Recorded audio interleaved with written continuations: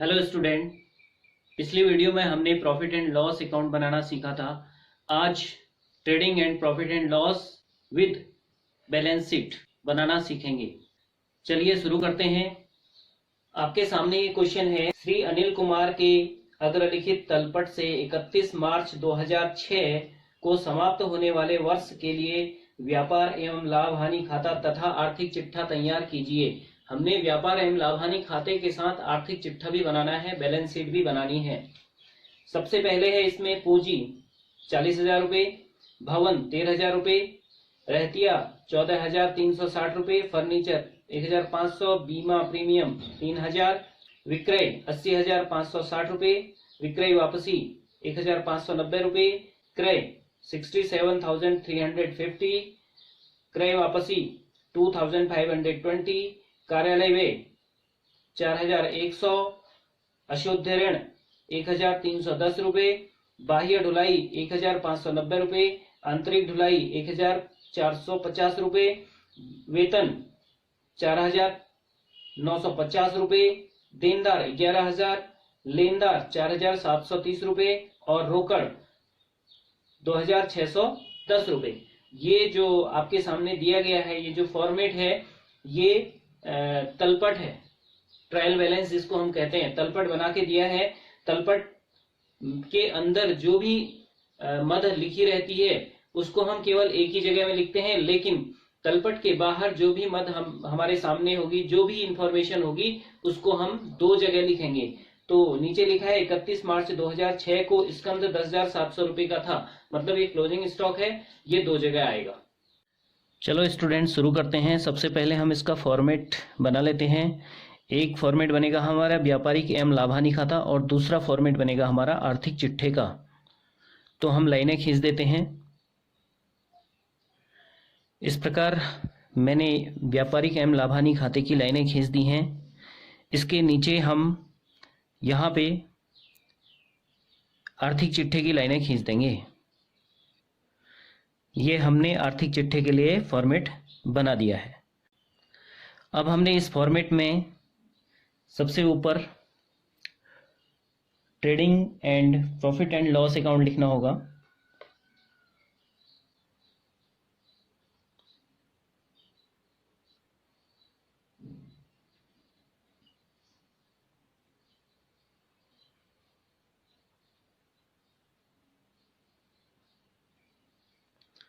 Trading and profit and loss account of Shri Anil Kumar.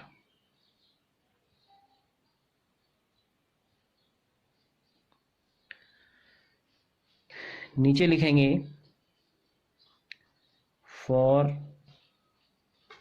The year ending 31 March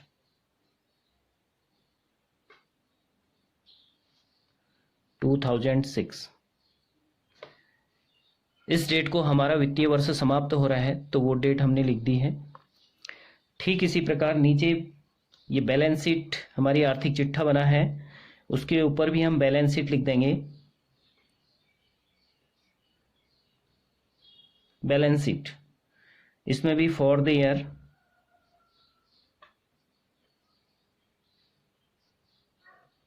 ending 31 मार्च 2006। अब इसमें जो trading and profit and loss account है, इसमें ऊपर लिख देंगे डेबिट और यहाँ पे क्रेडिट। ये हो गया पर्टिकुलर्स, फिर हो गया अमाउंट, फिर पर्टिकुलर्स, फिर अमाउंट। जो ये अमाउंट है ये रुपीस में होता है, तो हम रॉ का साइन बना देते हैं। और यहाँ बैलेंस शीट में क्या लिखा जाता है, यहाँ पे पर्टिकुलर्स, अमाउंट तो लिखी जाती है, लेकिन पर्टिकुलर्स नहीं है, बल्कि इस साइड में लाइबिलिटीज है, दायित्व, जितने भी हमारे दायित्व होते हैं, LI B ली TIES लाइबिलिटीज, ये अमाउंट का हो गया। और इस साइड में एसेट्स होती है, हमारी जितनी भी संपत्तियां हैं व्यवसाय में वो सब यहाँ आ जाती हैं। ये अमाउंट हो गया। इस प्रकार ये हमारा फॉर्मेट बनके तैयार हो गया है। अब हम क्वेश्चन में जो भी दिया गया है ऊपर से देखते हुए चलेंगे और कोई भी चीज़ हम छोड़ेंगे नहीं। जो मद नियम के अनुसार जहाँ जानी है, ट्रेडिंग में जानी है या प्रॉफिट एंड लॉस अकाउंट में जानी है या बैलेंस शीट में जानी है, एक साथ हम लिखते जाएंगे। ऐसा नहीं कि पहले हम ट्रेडिंग अकाउंट बना लें फिर प्रॉफिट एंड लॉस अकाउंट बनाएं और उसके बाद हम बैलेंस शीट बनाएं, ऐसा नहीं है। हम सारी चीज़ें एक साथ बनाते हुए चलेंगे। सबसे पहले है कैपिटल, पूंजी। पूंजी हमारी लायबिलिटीज होती है, ये हमारा दायित्व है, क्योंकि पूंजी व्यवसाय ने व्यवसाय के मालिक को वापस करनी है। तो लायबिलिटीज साइड में सबसे ऊपर हम पूंजी लिख देंगे।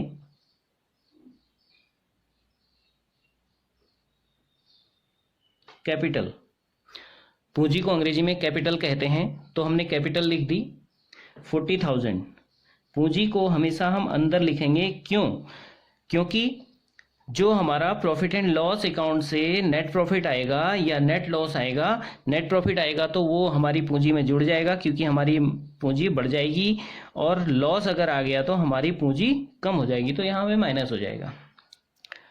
तो दूसरा है भवन। बिल्डिंग हमारी एसेट्स है, तो एसेट्स में सबसे ऊपर लिख देंगे बिल्डिंग। बिल्डिंग है 13,000। अब है रहतिया, स्टॉक। ओपनिंग स्टॉक है ये ट्रेडिंग अकाउंट के सबसे ऊपर, 2 ओपनिंग स्टॉक।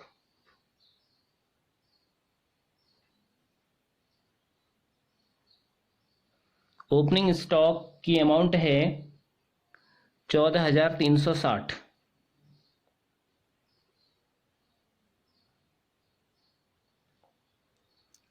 उसके बाद है फर्नीचर।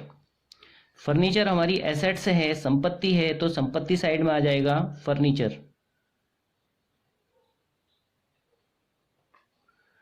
फर्नीचर की अमाउंट है 1,500, 1,500। फिर है बीमा प्रीमियम। बीमा प्रीमियम हमारा ऑफिस से संबंधित खर्चा है, तो ये हमारे प्रॉफिट एंड लॉस अकाउंट में आ जाएगा। कुछ जगह छोड़ के 5-7 लाइन छोड़ के हम लिख देंगे टू इंश्योरेंस। इंश्योरेंस है 3,000 रुपये।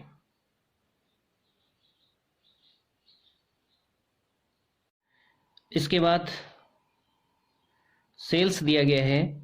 सेल्स है 80,560 रुपये। सेल्स हमारा ट्रेडिंग अकाउंट में क्रेडिट साइड में जाता है बाय सेल्स। सेल्स देखेंगे हम, सेल्स वापसी तो नहीं है, सेल्स वापसी क्वेश्चन में है, इसलिए हम इसे अंदर ही लिखेंगे 80,560 रुपये।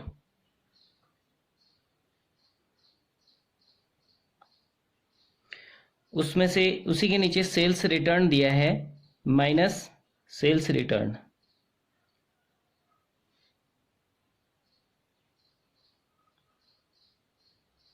सेल्स रिटर्न है 1,590,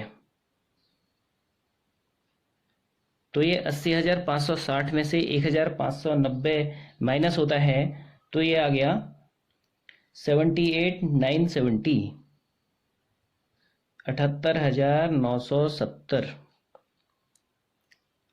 इसके बाद है क्रय।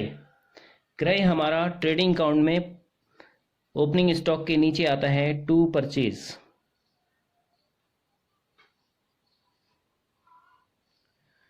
टू परचेज ये देखेंगे हम, क्रय वापसी तो नहीं है, इसके नीचे क्रय वापसी भी दिया गया है, इसलिए हम परचेज को अंदर ही लिखेंगे 67,350, 67,350 minus purchase return. Purchase return है 2,520। अब परचेज में से परचेज रिटर्न माइनस करेंगे तो हमारा आ जाएगा 64,830। 64,830, ये 67,350 माइनस 2,520, ये आ गया 64,830। ये हमारा परचेज रिटर्न हो गया। अब लिखा है उसके नीचे कार्यालय व्यय। कार्यालय व्यय ऑफिस एक्सपेंसेस। ऑफिस एक्सपेंसेस हमारा ऑफिस से संबंधित है।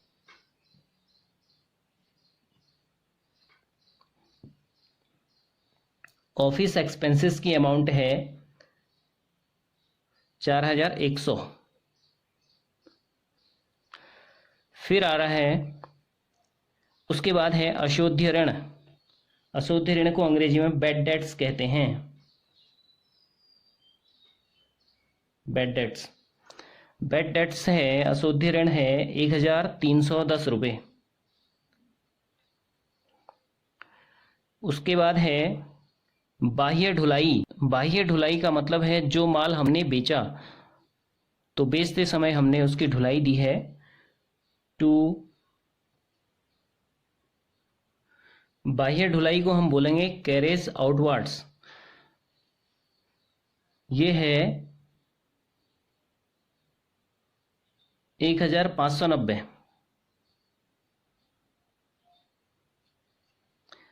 अब है आंतरिक ढुलाई। आंतरिक ढुलाई वो ढुलाई होती है जो हमने बेचने के लिए माल खरीदा था या जो हमने रॉ मटेरियल खरीदा था, खरीदते समय हमने दी है। तो खरीदते समय जब हम देते हैं तो वो हमारे ट्रेडिंग अकाउंट में आ जाता है, और बेचते समय जो देते हैं वो हमारे प्रॉफिट एंड लॉस अकाउंट में चले जाता है। तो ये हमारा जो आंतरिक ढुलाई है ये ट्रेडिंग अकाउंट में चले जाएगा टू कैरेज इनवर्ड।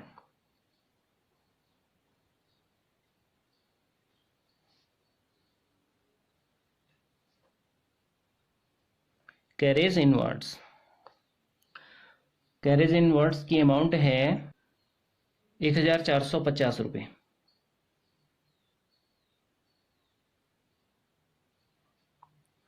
उसके बाद है वेतन। वेतन हमारा ऑफिस से संबंधित है, इसलिए हम यहाँ पे लिख देंगे, वेतन को अंग्रेजी में सैलरी कहते हैं, तो ये सैलरीज होगी वेतन। यह है 4,950 रुपये।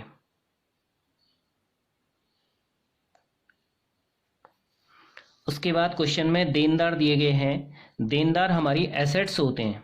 देनदार हमारी एसेट्स है, तो एसेट साइड में हम दिखा देंगे देनदार, डेटर्स। अंग्रेजी में इनको डेटर्स कहते हैं। देनदार है 11,000 के।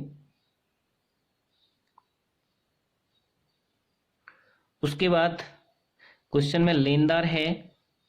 लेनदार को हम कैपिटल के नीचे दिखाएंगे, लेकिन हम एक लाइन छोड़ देंगे क्योंकि नेट प्रॉफिट या नेट लॉस की वहाँ कैलकुलेशन होनी है।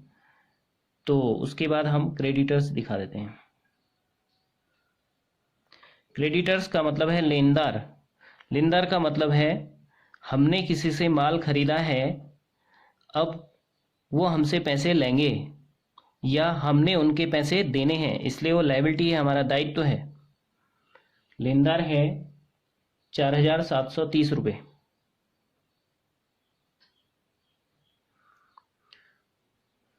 अगला है रोकड़।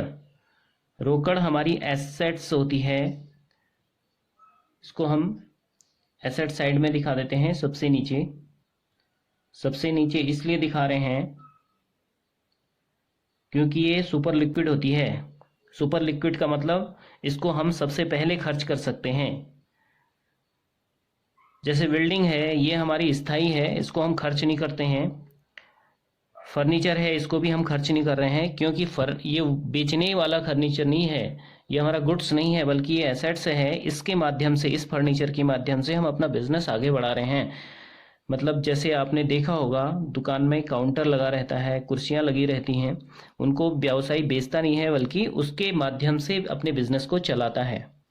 तो इस प्रकार से हमने टेक्स्ट बुक में ये तलपट दिया गया था, तलपट के अंदर की सारी इंफॉर्मेशन जो है फिलअप कर दी है।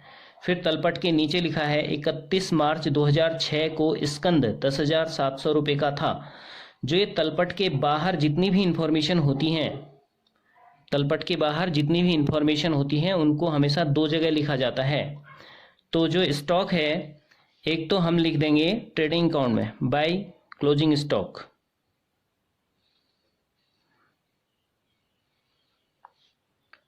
$10,700, और दूसरा इसकी पोस्टिंग होगी हमारे एसेट साइड में। ये कैश से ऊपर आना था, हमने जगह नहीं छोड़ी, लेकिन अब हम लिख देंगे इधर थोड़ा सा बीच में लिख देंगे क्लोजिंग स्टॉक।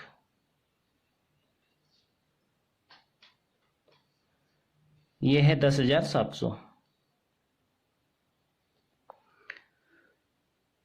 ये हमने जितनी भी इंफॉर्मेशन थी सारी इंफॉर्मेशन को नियम के अनुसार अपनी जगह पर लिख दिया है।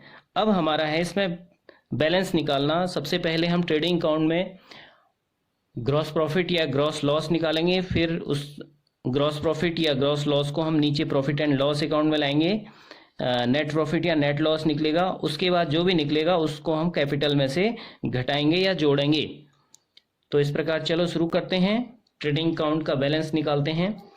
तो मोटा मोटा हम जोड़ते हैं इसको। ये 65,000 है, 80,000 के आसपास इसका टोटल आ रहा है, और इसका 90,000 के आसपास टोटल आ रहा है। इसका मतलब है क्रेडिट साइड का जो टोटल है वो अधिक है, तो हम क्रेडिट साइड का जोड़ लगाएंगे सबसे पहले।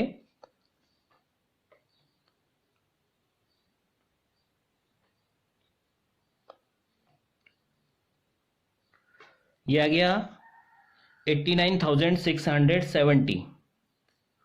तो अब हम ये बैलेंस निकाल लेते हैं। ये क्रेडिट बैलेंस है, इसमें से ये डेबिट बैलेंस को हम माइनस कर देंगे। 0 0 0 0 6 9 14, 14 में कितना ऐड करें कि 17 हो जाए, 3 ऐड करेंगे, हासिल 1 4 8 दूनी 16, 16 में कितना ऐड करें कि 16 हो जाए 0, 16 ऑलरेडी हो गया है, हासिल 1 5 5 10, 10 में कितना ऐड करें कि 19 हो जाए, हासिल 1 2 और 6 8। तो ये 9,030 रुपये हमारा टू ग्रॉस प्रॉफिट।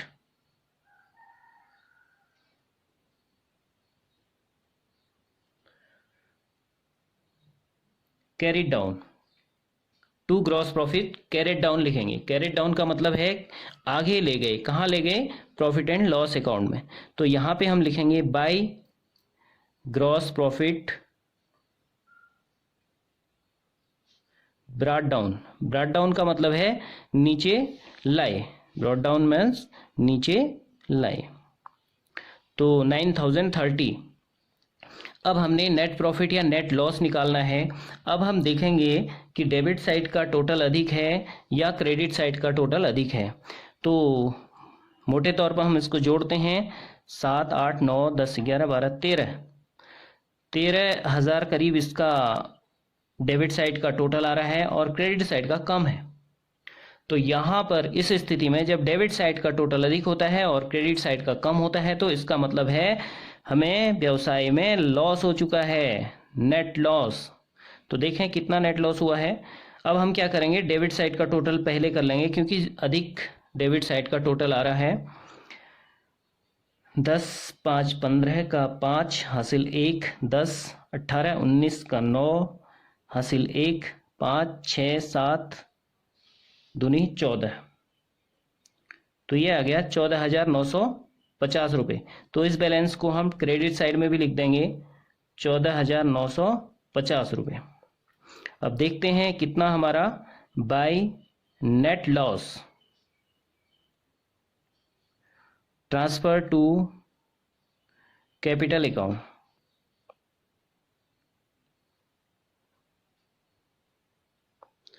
तो इस नेट लॉस को हम कैपिटल अकाउंट में ट्रांसफर कर देंगे।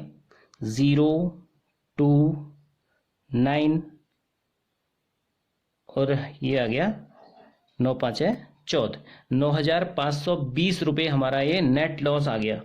तो प्रॉफिट हो रहा था तो हम कैपिटल में ऐड कर रहे थे उसको क्योंकि पूंजी बढ़ जा रही थी, लेकिन यहाँ पे नेट लॉस आ गया है तो हम इसको माइनस कर देंगे।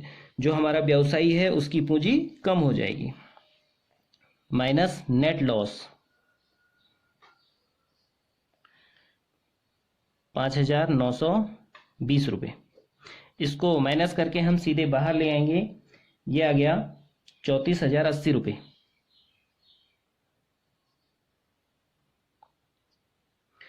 अब ये हमारा जितनी भी इंफॉर्मेशन थी उसके आधार पे हमने ये बना दिया है। अब लायबिलिटी और एसेट साइड का टोटल कर लेते हैं, और ये टोटल हमेशा बराबर आना चाहिए, दोनों साइड का टोटल बराबर आना चाहिए।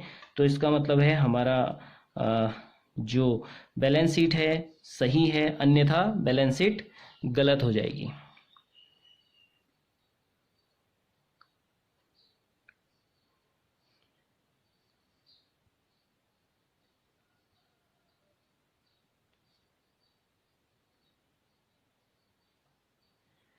ये टोटल आ गया 38,810 रुपये एसेट साइड में, 38,810 रुपये लायबिलिटी साइड में।